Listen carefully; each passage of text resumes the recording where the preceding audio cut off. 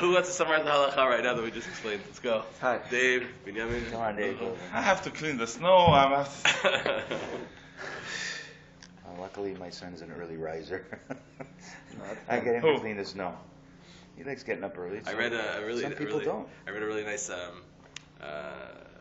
sort of idea as far as parenting goes, and it was actually, by the way, it's the book on leadership and entrepreneurial skill type of thing.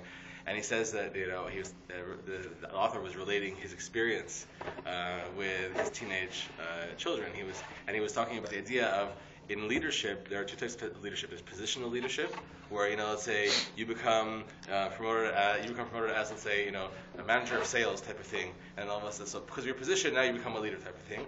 Or there's basically persuasional leadership. You're using basically as a leader, you're speaking to people and explaining to them why they should do what they should be doing. So you're persuading them in that sense, which is a better source of leadership. So he says about his 14-year-old, he says, I have discovered that with my 14-year-old, or with 14-year-olds in general, they have multiple personality disorder. They are either 4 years old or 34 years old. And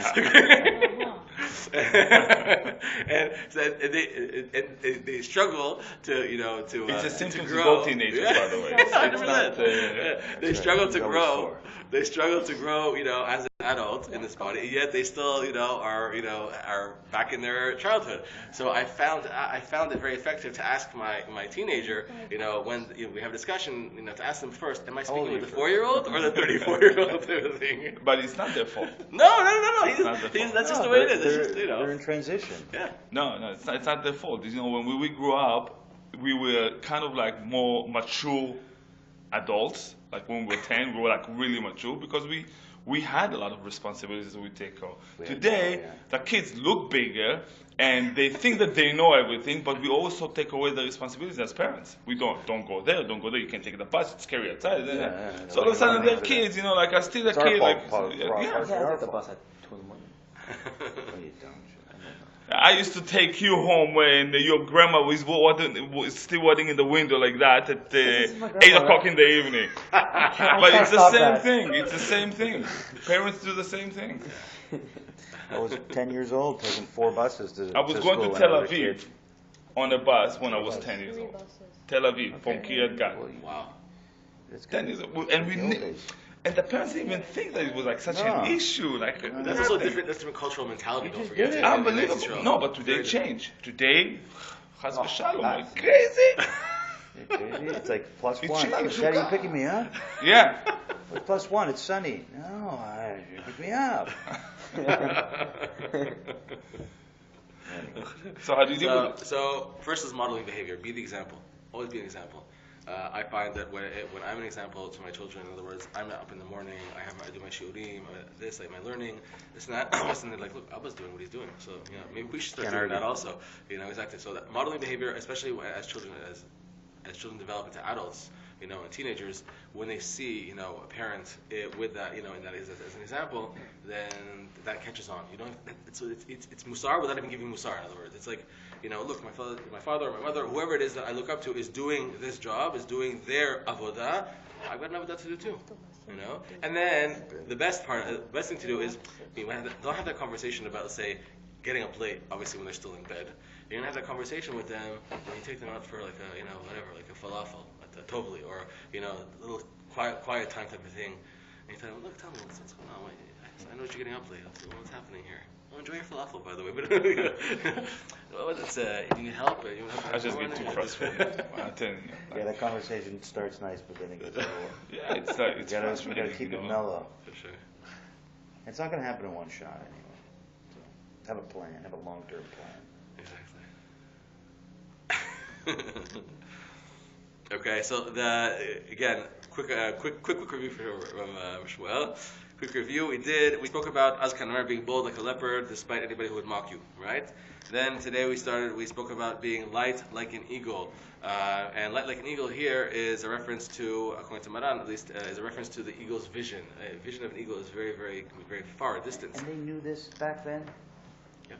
They knew this, but it's not like they'd study like the National Geographic. They knew that the eagle had wicked vision. That's interesting too. For sure. How do they know that? How did the Rambam know that there is so many parts in the body? The Gemara records. No, I know. The Gemara records. There's the Gemara, it could be Sanhedrin, I think, where there's autopsies that were done. They actually, opened up a body to this and that, to count the organs and these things. How do they know that an eagle can see that far? Okay, they see him swooping down and stuff, but how do you? Because they just know. It makes sense. It's I one mean, of you're those all the way things. up there, you see a little mouse, and all of a sudden you're on top of it.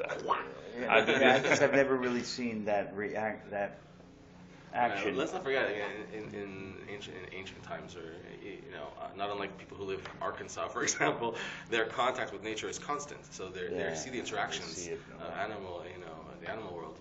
The Gemara says, "Beferish, if we didn't have the Torah, chas v'shalom, we would learn all of our midot from animals. Yeah. Tzniut, you learn from a cat. They'd be peeing on each other. You see someone lifting his leg in the sun. Hey, the dog.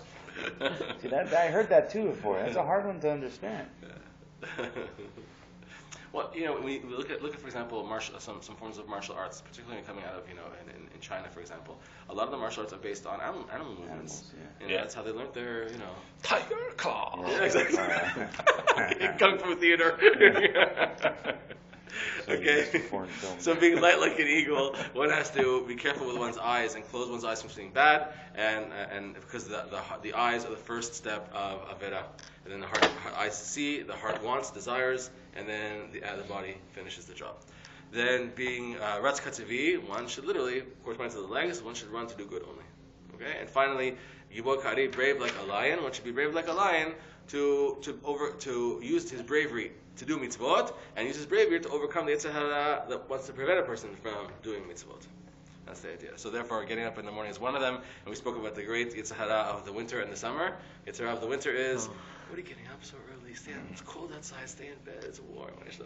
And then the Yetzer Hara of the summer is, the night is so short, a couple more minutes, you didn't get enough sleep. Let's sleep some more. That's the Yetzer Hara of the summer. Okay, very good. And then the very important idea of trying to bridge the day and the night and the day. So this is the idea of getting up before the morning, learning something or praying, and then going into the day. And conversely, in the afternoon or mincha and arvit, praying mincha, learning a little bit, and doing arvit. So you're bridging day and night and day. If you cannot do this, we still have the obligation of hagita bo yom hamaleh, learning Torah day and night. Okay, very good. Okay. So now we said here, if a person cannot get up, we'll finish off with this, and then we'll go on to the Rishi Chochmah. A person cannot wake up early in the morning, before the light of day, or Hoshesh Penishan Betfilah Imeshkim Lakum Ashmot Boker, or he's worried he's going to fall asleep. Sometimes in the summer you have nets 5, 4, type of thing. You might be scared. But what do I gain if I'm going to get up so early in the morning? I'm going to end up falling asleep during tefillah. It's a valid concern. Rashai lakum achar shmat haboker. Then he is permitted to wake up after the crack of dawn. V'yizaher al kol panim shlo ya'achel tefillah b'tzibur. And he should be careful. In any event, they should not be late for tefillah b'tzibur, for tefillah with the minyan. And that's the first words of the Rama in the Haggadah. Al kol panim lo ya'achel zman tefillah shetzibur mitpalalim. Be careful not to be late for tefillah. V'afilu im lo ya'avor zman kriyat shema u tefillah. And even if you're getting up late, and you're going to miss the Tefillah B'Tzibur, but it's still not going to be the end time of Kriyat Shema and Amidah. Nonetheless, Mikol Makom is a Tefillah B'Tzibur. Be careful to pray with the Tzibur, with the Minyan. V'yachshov b'libo, and he should think in his heart. Ilu hayah hadavar ba'avodat melech basar v'dam. If this subject had to do with serving a king of flesh and blood, you got a call, the night before from Prime Minister Harper. Shmuel, how are you? Or Shlomi, how are you? Don't talk to me, I'm too tired. you know how much I love you people. You know how much I love Israel. I need you to get up tomorrow. I need you to come with me. Yes, of course, Mr. Prime Minister. Whatever you need, I'll be there at 3 in the morning. Right? So you got to have that idea, that visualization. If it was where to be, a king of flesh and blood. It doesn't even need to be a king. It can be just your boss. Your boss, fine. Anybody important, 100%. Yeah. Some people don't care for their boss, unfortunately, but you're right. He tells you, and he says, please get up. I need you to get up in the morning. I have a job for you, a mission impossible. Please. How much you would be careful to do that command. And all the more so when one is commanded by the King of Kings, Kadosh Baruch Hu. All right, that's the halacha for today. Let's go on to Rishi Chochmah.